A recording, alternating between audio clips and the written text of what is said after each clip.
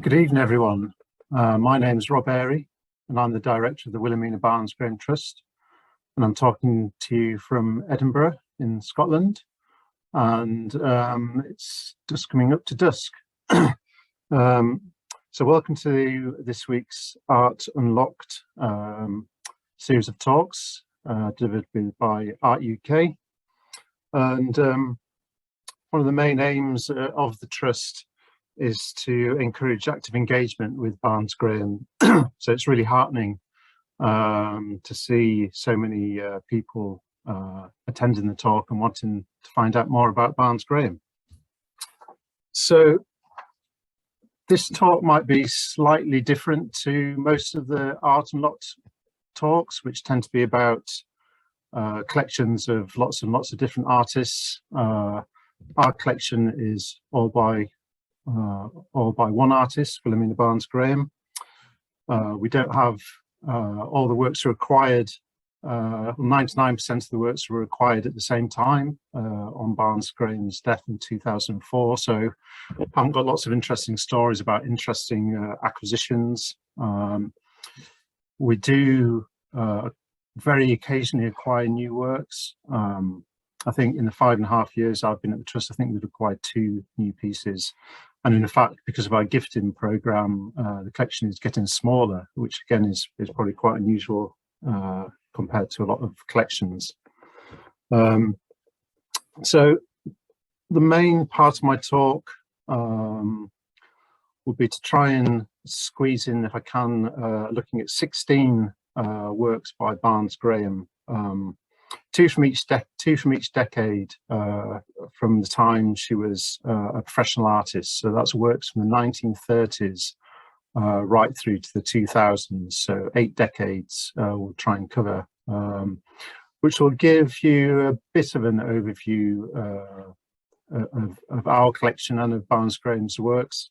I'll try to slip in a bit of biographical information as we go along, but the main focus will be to look at the works themselves and talk about the pictures. I will be reading out some quotes from Barns-Graham at relevant points. I think Barns-Graham wasn't a great one for issuing statements or treaties or manifestos about her work, but occasionally in interviews and in magazines and for books she would issue an occasional statement or say something about her work. I think it's important to try and give her a voice.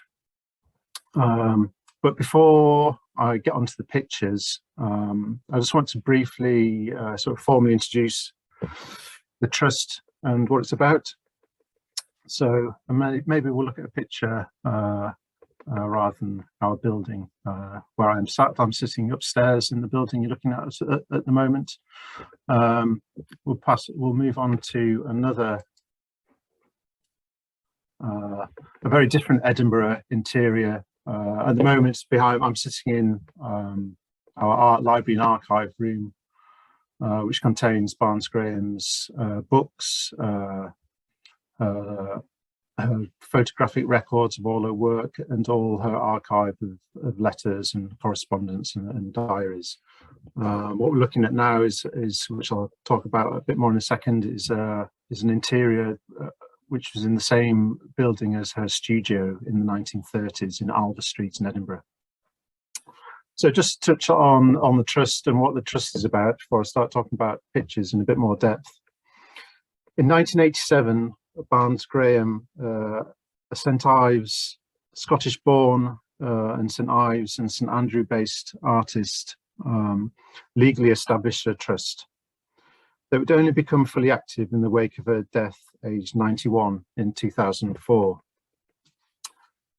Barns-Graham was 75 in 1987, a significant point halfway between the Tate Gallery's historic defining St Ives 1939 to 64 exhibition of 1985, which Barns-Graham felt had represented her achievements quite poorly, and her first and to date only major retrospective, which opened in 1989.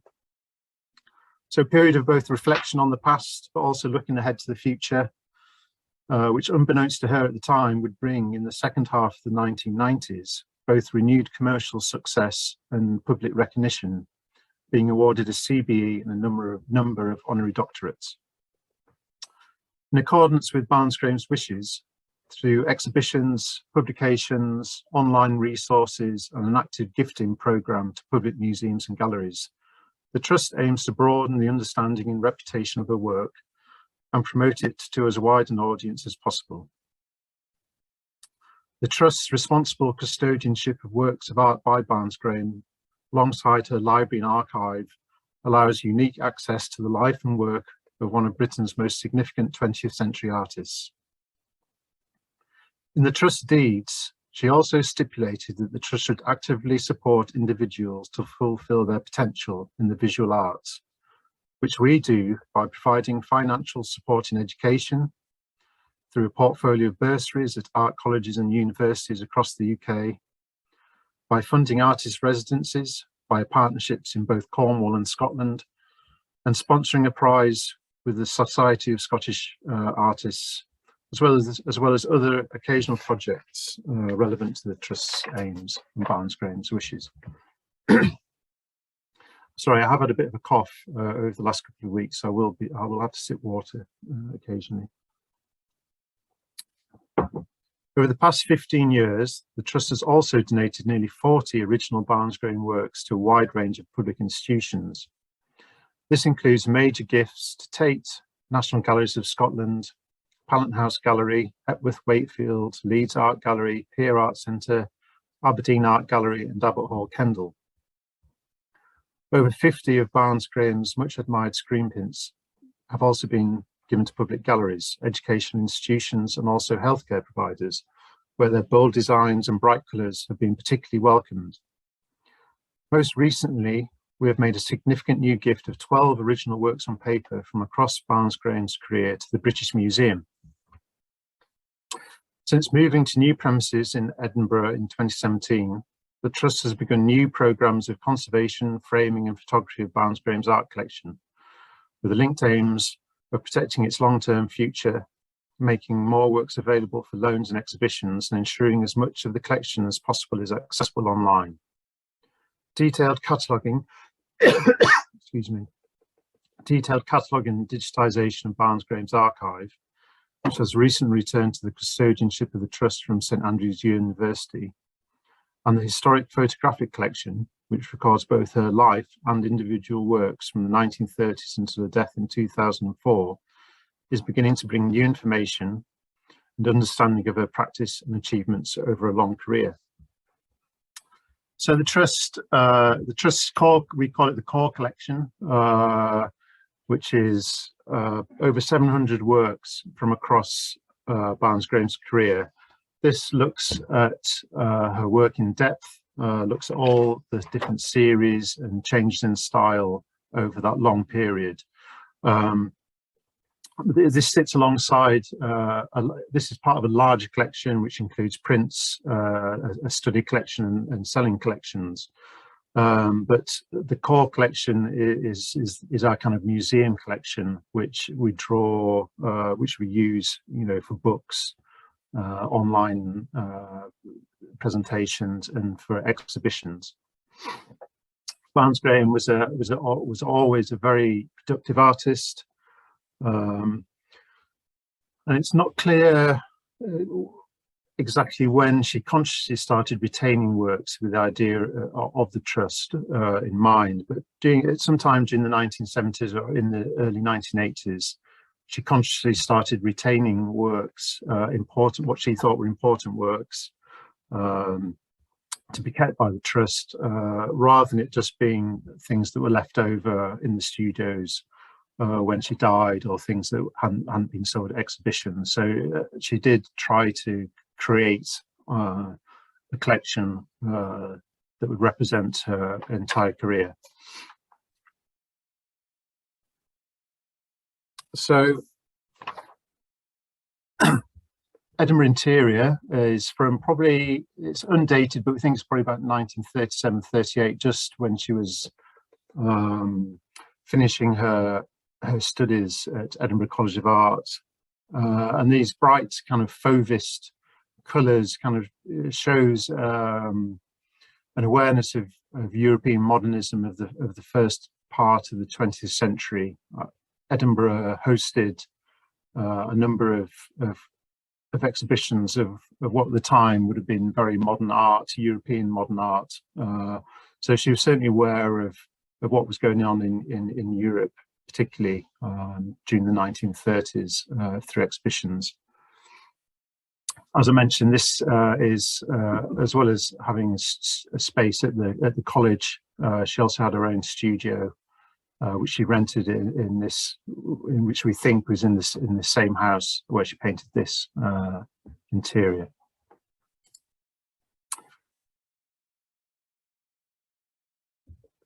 At Edinburgh College of Art, Barns-Graham received a really rigorous academic training where the focus was really on observation and drawing through.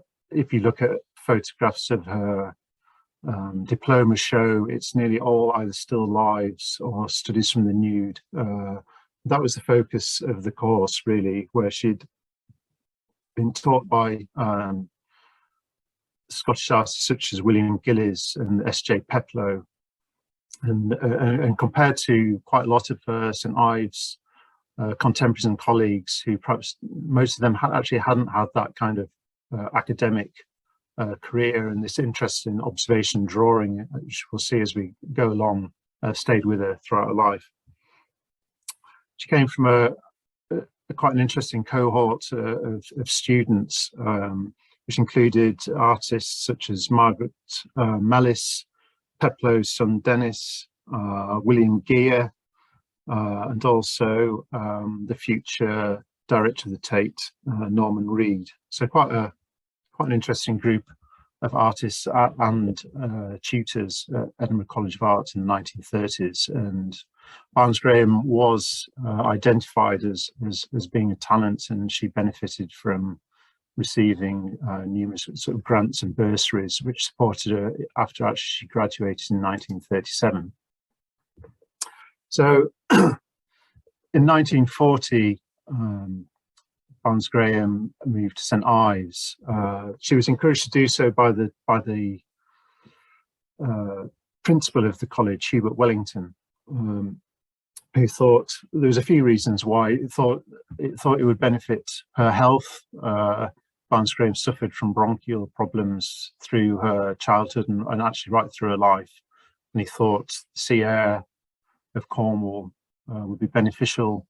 He also thought that it would be a relatively safe place to be during the war. And Wellington was also aware that some of the two of the sort of best known avant-garde artists in Britain at the time, Barbara Hepworth and Ben Nicholson, had also recently moved to St Ives. So he thought this would be a really interesting and useful context for Barns-Graham to develop her career. So when she first moved there, she had to sort of foot in two camps. There was already a well-established art colony almost in St Ives. And she met some of the more traditional artists, such as Borlase Smart, Leonard Fuller and John Park, who were predominantly sort of marine painters in the traditional sense. And she made friends with them and gained a studio in the Porthamere Studios complex, and started to paint, as all artists who first go to St Ives paint, the amazing town and seascape combined, which you see in this oil of 1940, the year she arrived. Fairly traditional, but with some interesting sort of sense of style, but broadly a traditional representational picture. I said she had the foot in two camps, so she was friendly with these traditional group of painters, but she also immediately also met the avant-garde group. Her friend from Edinburgh College of Art, Margaret Mellis, had moved to St Ives in 1939 with her husband Adrian Stokes, and just not long before Barns-Graham came to St Ives, he'd invited Nicholson and Hepworth, and also the Russian artist Naum Gabo to come and stay also in St Ives. So she met that group of artists as well. So she was involved in discussions about modernism and avant-garde art from when as soon as she arrived in St Ives.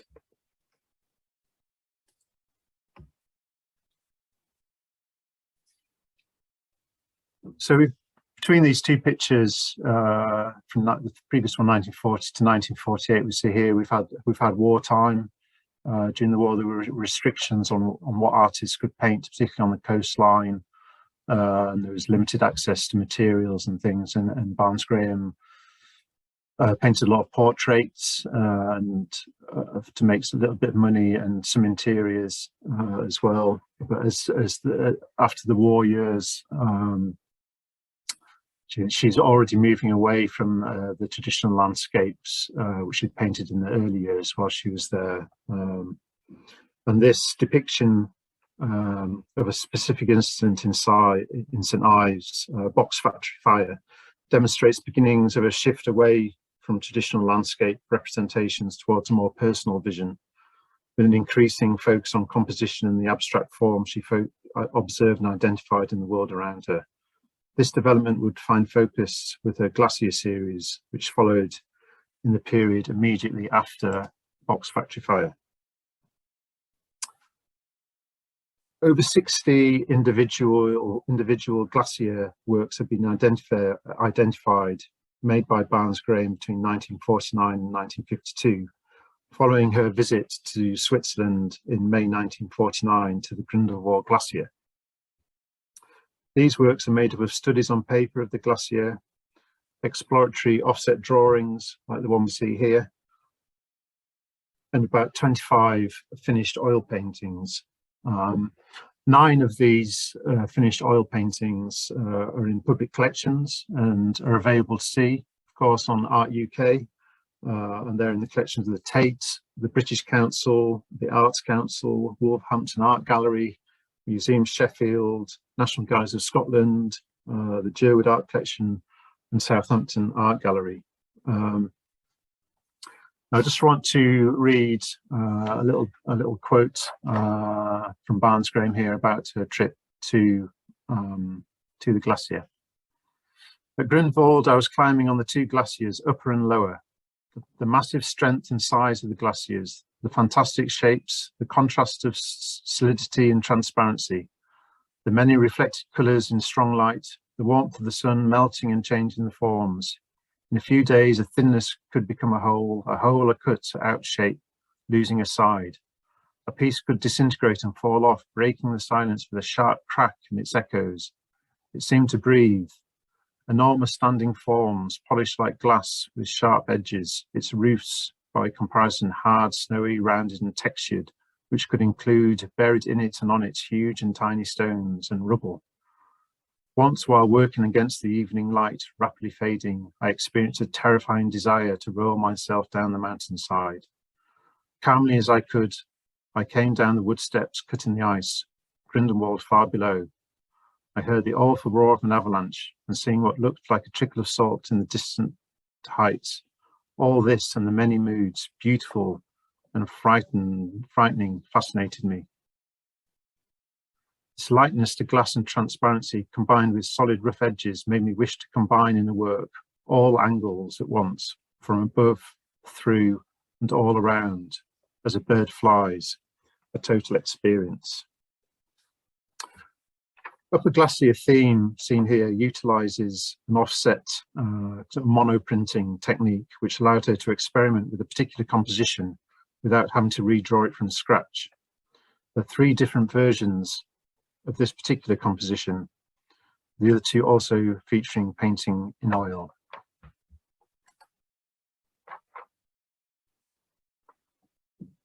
So Barns-Graham painted glaciers for about three or 4 years, up to about 1952, and then actually returned to looking at the Cornish landscape. We see we see a more hard-edged, monochromatic kind of style developing. Glacier works are about light and translucency in ice, while in Cornwall she was looking at cliffs and rock forms and hard granite. And the work she was making immediately after the glacier works sort of reflects that, as well as an increasing abstraction and hard edginess. They're much less organic.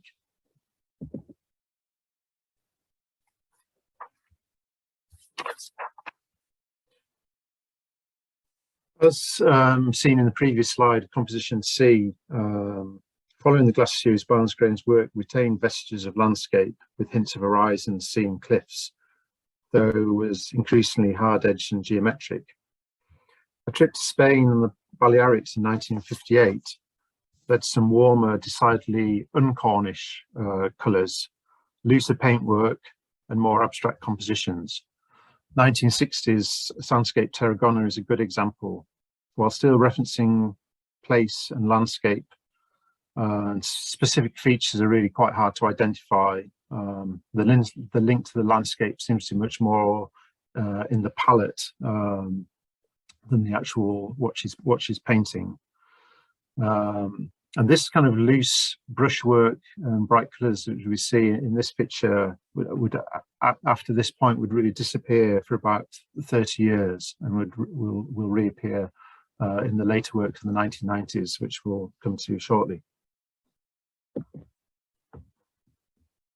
In the early years of the 1960s, Barns-Graham moved away from any visual reference to the external world, became a much more studio-focused artist, particularly using squares dispersed across the picture plane in the many variations of her Things of a Kind in Order and Disorder series. The story she would say about how these things of a kind are the squares, and the order and disorder is the kind of disruption of regularity, which she depicts in the canvas. She described starting the series of work with this big series of works with series of card squares sitting on the floor, which she would nudge with her feet until they disrupted, and then that's what she would paint, and that's how this series developed. She wrote a bit in 1988 about abstraction generally, which I'll quickly read out. The positive aspect of working in an abstract way for me is the freedom of choice, i.e. medium, space, texture, colours, the challenge of feeling out the truth of an idea, a process of inner perception and harmony of thought on a high level. Abstraction is a wide field and is not all necessarily abstract. Both involve ideas. Abstract is a refinement and a greater discipline to the idea, truth to the medium, thus perfecting the idea, only using that which perfects or adds to that idea.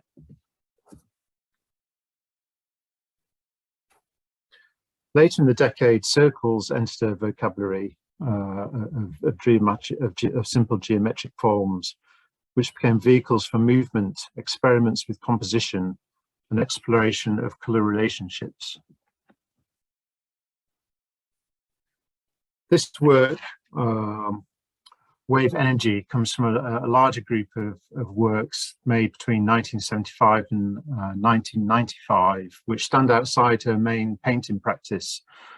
She would make these drawings, all pen and ink, and characterized by these narrow sort of parallel lines in ink. She made these alongside her painting practice. And drawing, as I mentioned at the start, drawing was a very important part of her training and stayed with her throughout her career. I'll just read a little bit this is from 1992, and it's called Some Thoughts on Drawing. This is a quote. There's a great excitement and tension before beginning a drawing. The element of shock from the blank paper, the choice of medium, different kinds of pencils on various makes of paper, use of charcoal or chalk, pen and ink, or a stick dipped in Indian ink. I've always been interested in drawing. It is a discipline of the mind. I seek to discover abstract shapes, accepting the subject's demands, often touching different moods. I have sessions of drawing and consider it important to make studies, to develop one's awareness to inner perception, collecting shapes that become my shapes, to see later what is useful, now with increased understanding of the importance to be in union with nature, to identify oneself with its rhythm, so that again later I can express myself in my own language.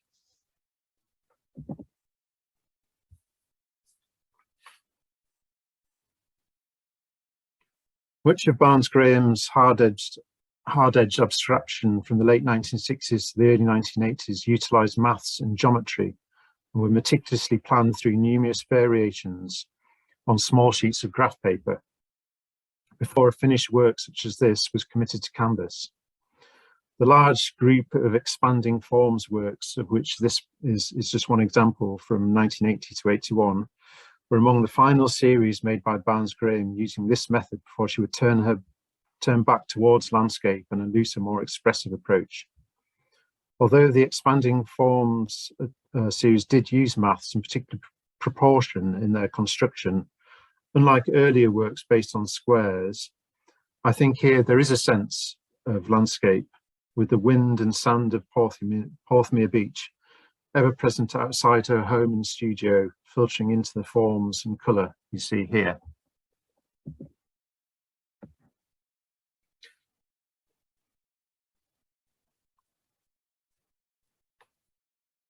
Visits to Orkney in 1984 and 1985 and Lanzarote for 5 consecutive years from 1989 to 93 placed landscape firmly back in the centre of Barns-Graham's practice.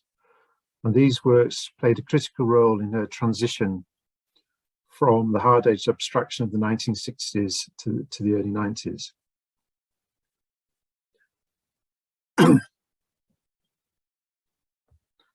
Barns-Graham produced really a large body of work from the trips to Lanzarote in these years 89 to 94, and she was attracted by the lava flows and the unique geology of the island, which I think reminded her of her work in from the glacier in the early years in Cornwall. And it was through this process of re-engagement in landscape which she kind of threw off the sort of mathematical approach to work and was re-engaging with the phenomenal world around her. This painting, Found Objects Beach from 1992, is on the face of it entirely abstract, but the title suggests that it is still something based on observation and looking.